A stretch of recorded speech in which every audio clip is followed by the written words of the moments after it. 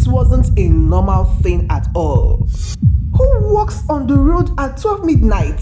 And what's more, a heavily pregnant woman? Ha! Pastor Donald had just finished his midnight mountain prayers. His white soutane was still wet with sweat, Bible tucked under his arm, when his eyes caught something unusual. A woman, barefoot, in a torn red dress, staggering towards him under the dim moonlight. Her hair was messy, her steps weak, but her face carried something Pastor Donald could not explain. He stopped, looked left, looked right. The road was totally empty. Not a single soul was coming. For a moment, strange thoughts rushed through his head. What was a woman like this doing here? What did she want from him? Was this a test or a temptation? He blinked, and before he could even take another breath, the woman was just 2 inches away from him. She lifted her face to him for a second, eyes heavy with sadness, and then, Mary collapsed straight into his arm. His hand trembling went to her chest to check if she was still breathing, and right there, her lips parted and she whispered in a faint, shaky voice, "The sacrifice is ready, Pastor. We are here to make things right." The night swallowed her words. Pastor Donald's hand lingered on her chest. To anyone who saw them, it didn't look like rescue. It looked like scandal. Pastor Donald was just 40 years old. He was a widower. 5 years ago, his wife and baby had vanished without a trace. One day, they were there, and the next day they were gone. The whispers in the village never stopped. Some people said his wife ran away with another man. Others said she couldn't stand his holy lifestyle anymore. A few even claimed she took the baby and escaped because Donald was too strict at home. His faith in God remained strong, but his reputation was damaged. The villagers respected him when they saw him, but behind closed doors, they talked. If he couldn't keep his own family together, they whispered, how can he keep a church? This broke something inside Pastor Donald. He became very careful around women. He never spoke to them alone. He always kept his distance, didn't want people to gossip about him again.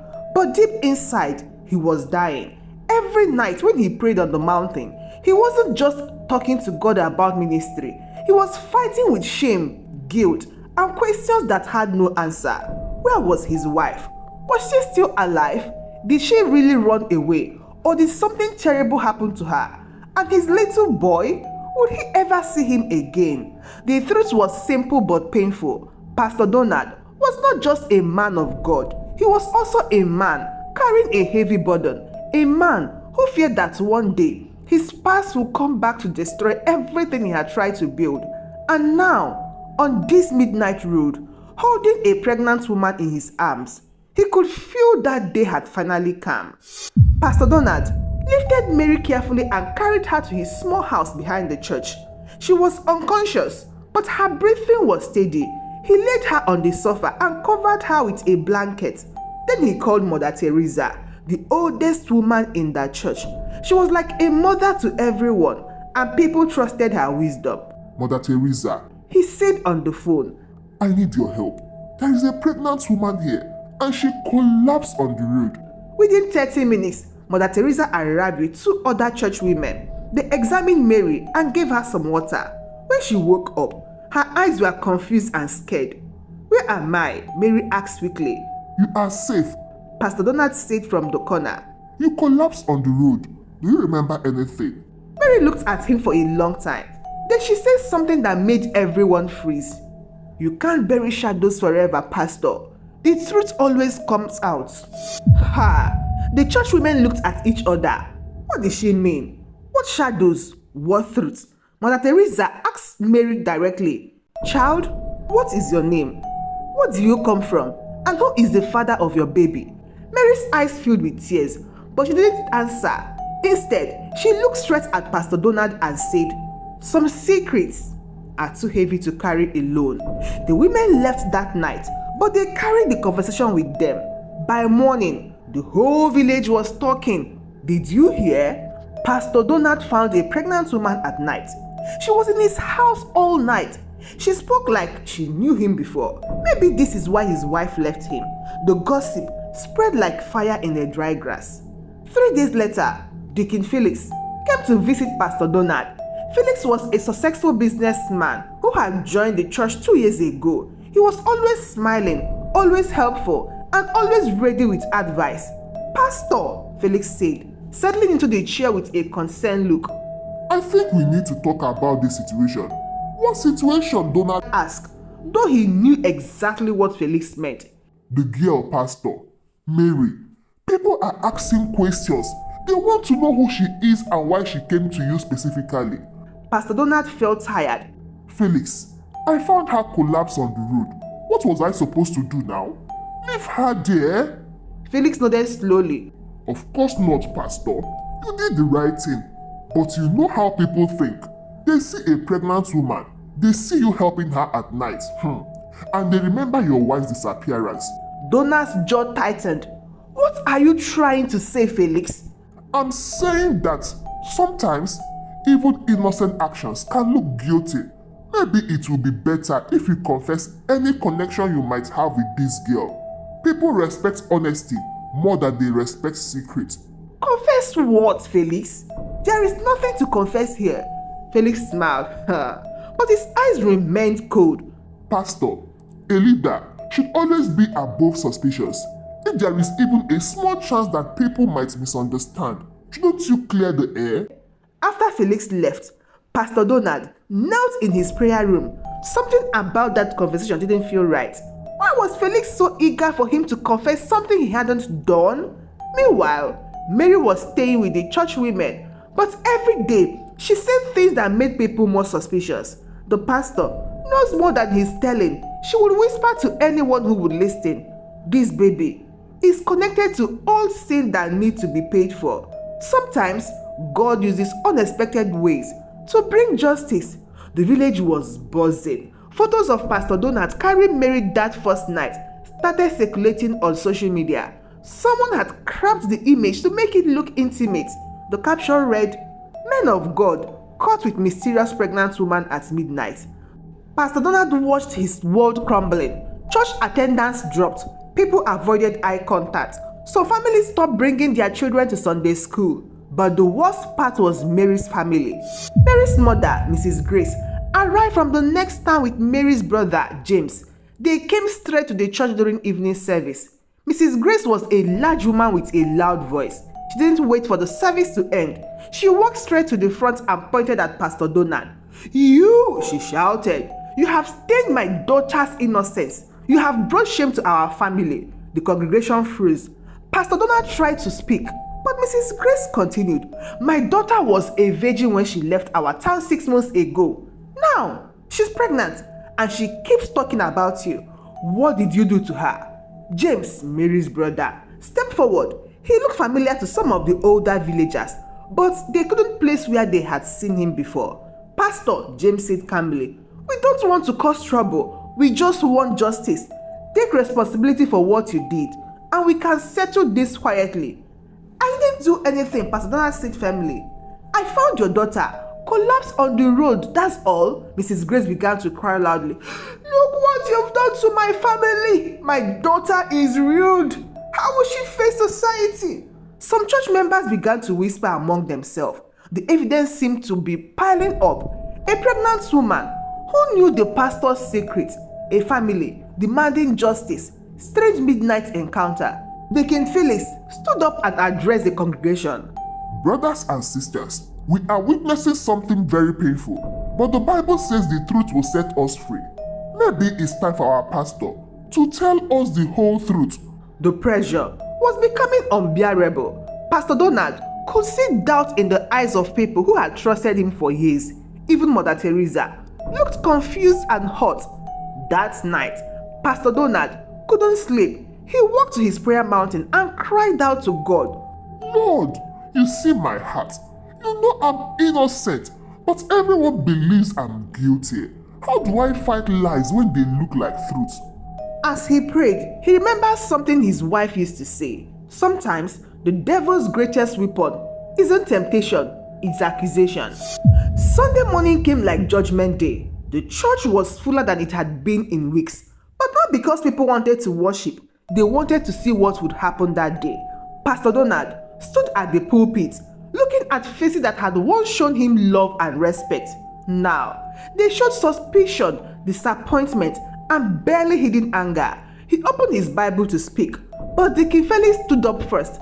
Pastor, Felix said with forced concern in his voice, before you preach to us about righteousness, don't you think you should address the elephant in the room? The congregation murmured in agreement. Someone shouted from the back, "We want the truth!"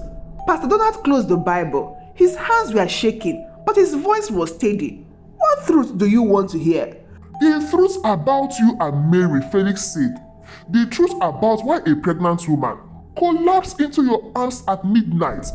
The truth about why she speaks like she knows your secret. At that point, Mary entered the church.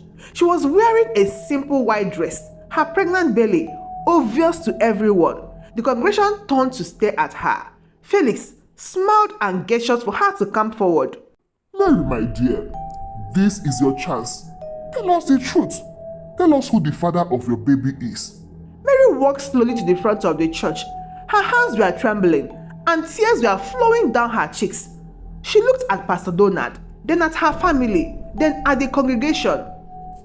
"This baby," she began, her voice barely above a whisper. The church was so quiet you could hear people breathing. "This baby belongs to..." Pastor Donald's heart was pounding so hard he thought it might explode. This was it. His ministry, his reputation, his life, everything was about to end. Mary opened her mouth to continue, but suddenly she stumbled and fell to the ground. Her handbag flew open and papers scattered across the church floor. Mother Teresa, who was sitting in front of the row, quickly gathered some of the papers. As she read the first one, her face turned pale. "What is this?" she said loudly, holding up a piece of paper. The church waited as Mother Teresa read out loud. "Collapse on the road when you see him. He will stop to help you. This will make people suspicious." Silence filled the church like thick fog. Mother Teresa picked up another paper and continued reading. Phase 2. Stay with the church people, but always mention his secrets. Make them think you know something about his past. More papers, more plans, more evidence that this was all planned. Phase 3. When pressured, collapse in church before you can name the father.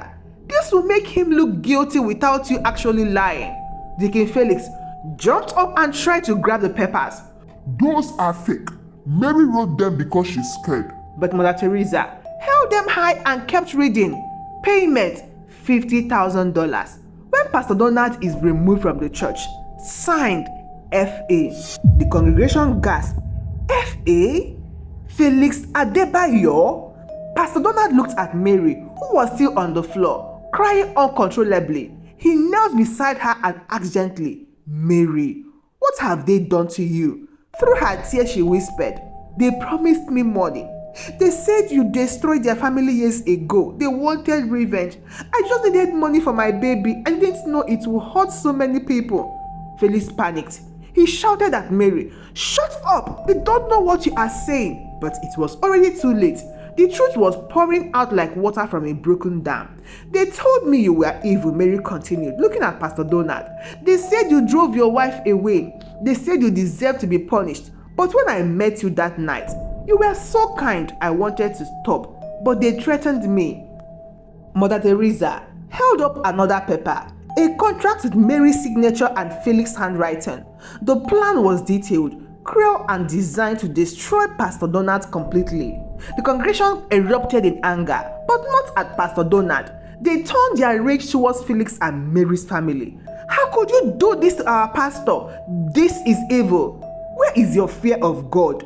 Felix tried to run, but some young men blocked his path. Mrs. Grace and James also tried to leave, but the church members surrounded them.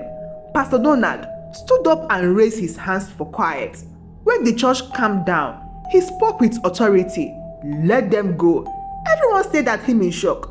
"Pastor," someone shouted, "they tried to destroy you. They should face justice." "They will," Pastor Donald said calmly, "but not through mob actions. We are Christians. We do things God's way." He helped Mary to her feet and guided her towards the side of the church. "Come, my dear, let me take you somewhere safe." But as they reached the door, Felix made a desperate move. He lunged forward and grabbed Mary's arm.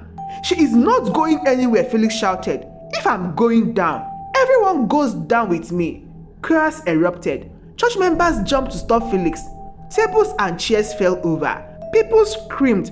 In the confusion, Felix's men, who had been waiting outside, rushed into the church. Pastor Donald realized this had been planned too. Felix wasn't just trying to destroy him spiritually. He wanted to create chaos and escape in the confusion. "This way," Pastor Donald shouted to Mary, leading her through the back door. They ran to his car as Felix and his men pushed through the crowd behind them. Pastor Donald started the engine just as Felix burst out of the church. "You are not getting away," Felix screamed, running towards them with his men. Pastor Donald drove as fast as he could on the dusty village road. In his rearview mirror, he saw Felix and his men jump into 2 trucks and followed them.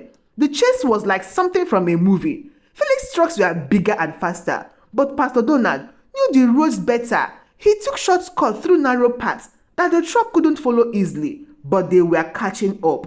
"Pastor," Mary said, holding her pregnant belly, "I'm so sorry, this is all my fault."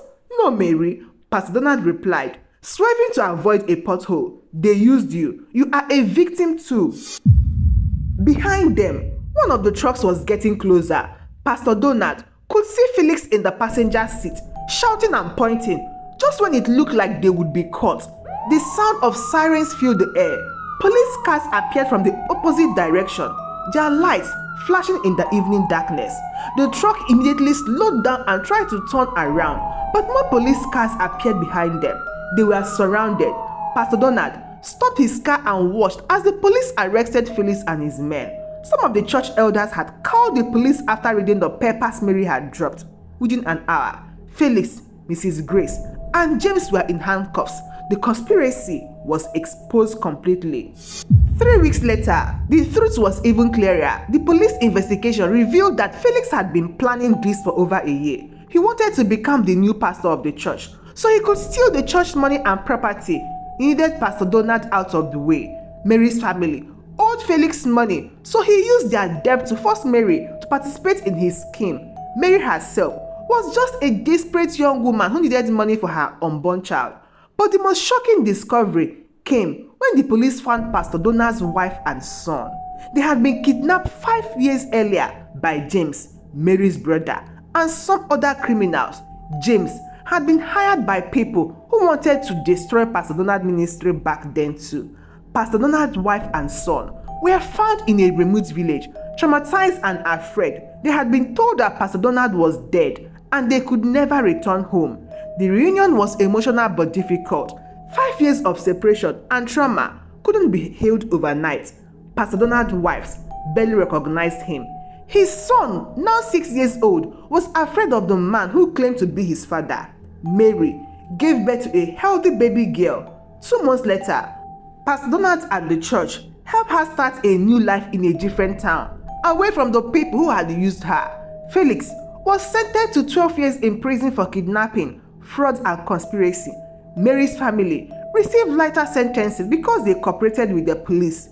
But even with justice served, some scars remained. Some villagers still whispered, yes, he was innocent, but who can forget that picture of him holding a pregnant woman at night? Pastor Donald's reputation was cleared, but his family was broken. His wife struggled with depression and trust issues. His son had nightmares and couldn't understand why his father had abandoned them for so long. The church was also changed. Some members left, feeling ashamed that they had doubted their pastor so easily. Others stayed but couldn't look at him the same way. On a Sunday morning 6 months after the revelation, Pastor Donald stood at the same pulpit where he had almost been destroyed. His voice was different now, stronger but also sadder. My brothers and sisters, he said, looking at the half-empty church, I want to teach you something I learned in my darkest hour. The congregation listened carefully. Temptation doesn't always come as lust or greed. Sometimes it comes as lies dressed up like truth. Sometimes it comes as accusation that sound reasonable. He paused and looked at the faces before him. Some supportive, some still doubtful. The devil's greatest weapon is not to make us sin, it's to make us doubt each other, to make us suspicious of those we should trust, to make us destroy each other with whisper and assumptions. An elderly man in the back row stood up. Pastor, what should we have done differently? Pastor Donald smiled sadly. You should have asked more questions, should have demanded more evidence, but most importantly, you should have prayed before you judged. He closed his Bible and looked directly at the congregation. I forgive everyone who doubted me. I understand why you did it. But I pray that next time we'll remember that truth and lies can sometimes look identical until we dig deeper. As people left the church that day, many were crying. Some apologized to Pastor Donald, others just walked away in silence. Mother Teresa was the last to leave. She hugged Pastor Donald and said, "Son, I'm proud of how you handled this. Your grace in the storm was more powerful than any sermon you've ever preached." Pastor Donald stood alone in the empty church for a while. Through the window, he could see Mary playing with her baby daughter in the church compound. She had decided to stay in the village and help with children's ministry as a way of making amends. His own family was slowly healing. His wife was receiving counseling, and his son was beginning to trust him again. It will take time, but they were together again. That night, as Pastor Donald walked up his prayer mountain for the first time in months, he didn't pray for revenge or even complete restoration. He prayed for wisdom to help his community learn from this painful experience. And as he looked down at the village lights below, he whispered a prayer that every leader should know by heart. Lord, help us remember that the truth is not just something we believe. It is something we must be brave enough to seek. Even when lies are more comfortable, the mountain wind carried his word into the darkness, and somewhere in that darkness healing began. This story reminds us that truth and lies can sometimes look identical until we have the courage to dig deeper. In a world full of quick judgments and social media rumors, perhaps the greatest virtue is not being right, but being willing to seek truth even when it's inconvenient. Thank you so much for watching, and please don't forget to share this story with your family and your friends who might love to see them. Till I see you again in my next story. Goodbye.